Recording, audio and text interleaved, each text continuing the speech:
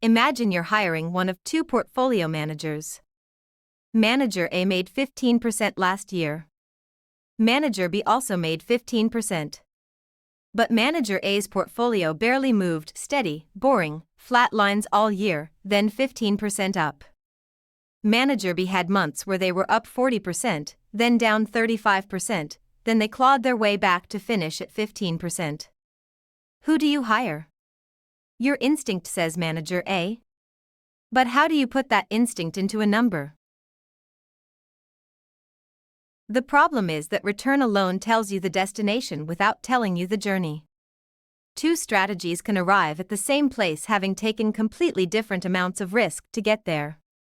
And risk matters, because risk is the chance that you don't arrive. A strategy with massive swings might hit 15% one year and lose 30% the next. A smooth strategy that compounds steadily at 12% will beat it over a decade. So we need a way to compare strategies that accounts for how rough the ride was. That's where volatility, the standard deviation of returns that we defined in the last episode, comes back in. Before we build the ratio, there's one more ingredient, the risk-free rate. This is the return you get for taking no risk at all, typically the yield on short-term government bonds, like US Treasury bills. Right now, that might be around 4 to 5% annually. Why does this matter? Because if your strategy made 15% but T-bills are paying 5%, you only generated 10 percentage points of return that you couldn't have earned by simply doing nothing. The Sharpe ratio measures excess return, the return above and beyond what a risk-free investment would have paid you. You don't get credit for return that was available for free. So here is the Sharpe ratio, S equals RP minus RF, all divided by sigma p. Three terms. RP is your portfolio's return, what the strategy actually made. RF is the risk-free rate, what you could have made by doing nothing. RP minus RF is the excess return, the return you actually earned by taking risk. And sigma p is the volatility of your portfolio, the standard deviation of those returns, which measures how bumpy the ride was. Divide the excess return by the volatility, and you get the Sharpe ratio, units of excess return per unit of risk. Manager A, with a smooth 15% and volatility of say 5%, has a Sharpe of roughly 2.0. Manager B, with the same 15% but volatility of 30%, has a Sharpe of roughly 0.33. Now the instinct has a number. So what does a Sharpe ratio of 2.0 actually mean? A rough rule of thumb, below 0.5 is weak, you're not being adequately compensated for the risk. Between 0.5 and 1.0 is acceptable, this is where most competent strategies live. Between 1.0 and 2.0 is good. Above 2.0 is exceptional, and in live trading, it's also suspicious. Markets are competitive. Edges erode. A Sharpe above 3.0 in a live, real money strategy should make you ask hard questions about whether the backtest was done correctly. The highest sustained Sharpe ratios in the industry, from the best quantitative firms in the world, sit in the 2.0 to 3.0 range over decades. Not 10. Not 50. Here's a way to see the Sharpe ratio that changes how you think about quantitative research.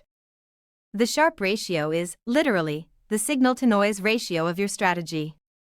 The excess return is the signal, the pattern you're trying to exploit. The volatility is the noise, the random fluctuation that obscures it. A Sharpe of 0.5 sounds reasonable.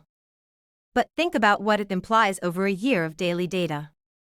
There are roughly 252 trading days in a year, and statistical detection requires your signal to accumulate over time like the square root of the number of observations. Over 1 year, a Sharpe of 0.5 means the noise in your returns is about 15 times larger than the signal.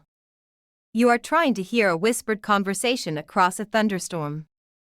This is why even small improvements in Sharpe ratio are enormously valuable and why financial machine learning is genuinely hard. The Sharpe ratio is the industry standard, but it has real limitations. Start with the bell curve on the left. This picture is just showing how often different return sizes happen. The middle means small day-to-day moves are common. The tails mean huge moves are supposed to be rare.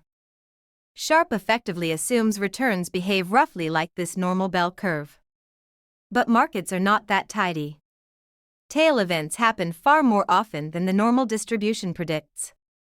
A strategy that slowly earns a Sharpe of 1.5 by selling insurance against rare crashes can look great on Sharpe while quietly accumulating catastrophic risk. Second limitation.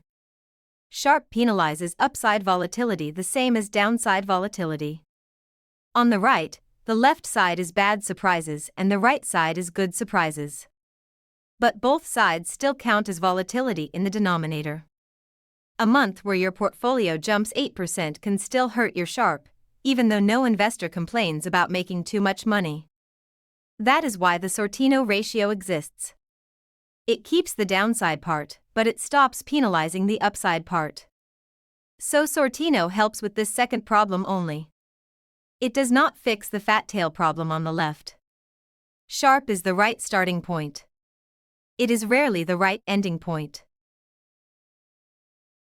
So if the Sharpe ratio is excess return divided by volatility, and we want to maximize it, the most natural question is, can we reduce the denominator, the volatility, without giving up the numerator? It turns out we can. If you combine two strategies that don't move together, their combined volatility can be lower than either one alone while the returns add up. But that only works if the assets are not perfectly correlated. Which raises the obvious question, what exactly is correlation, and how does it determine whether diversification actually helps you? Thanks for watching. Return without volatility context is incomplete, and the Sharpe ratio is the number that makes that intuition usable. Next, we ask how correlation can lower volatility without forcing you to give up return. See you in the next episode.